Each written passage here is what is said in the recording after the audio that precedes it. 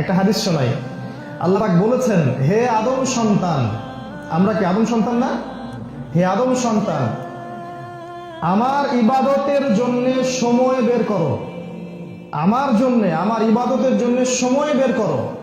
যদি তুমি আমার জন্য সময় দিতে পারো তাহলে দুইটা তোমাকে ফজিলত আমি দিব। একটা হচ্ছে তোমার সমস্ত টেনশন আমি দূর করে দেব, টেনশন বলে কিছু আপনার থাকবে না, এবং তোমার সমস্ত দারিদ্রতা আমি ঘুচিয়ে দিব ইনশাআল্লাহ।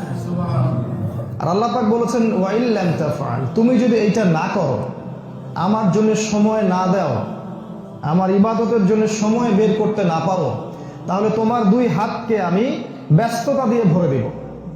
যখনই বলবেন ব্যস্ত আছি, আল্লাহ পাক ব্যস্ততা দিয়ে হাত ভরিয়ে দিয়েছেন, এটা আল্লাহর গজব।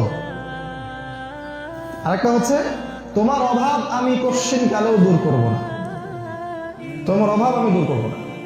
কপালের মাঝখানে আল্লাহ পাক অভাব লিখে দিবেন। টাকা থাকতে পারে 1 কোটি, 2 কোটি, 3 কোটি, 10 কোটি, অভাব দূর হবে না। কারণ টাকা মানুষের অভাব দূর করে না, আল্লাহ মানুষের অভাব দূর করেন।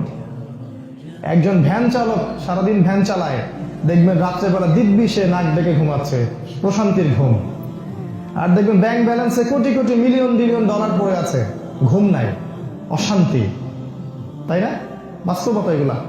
অতএব এটা আল্লাহর গজব। যদি আপনি আল্লাহর জন্য সময় দিতে না পারেন, আল্লাহ পাক আপনার হাতকে ব্যস্ততা দিয়ে ভরে দিবেন, আপনি সময় দিতে পারবেন না, তখন অভাব আল্লাহ কখনো দূর করবেন না।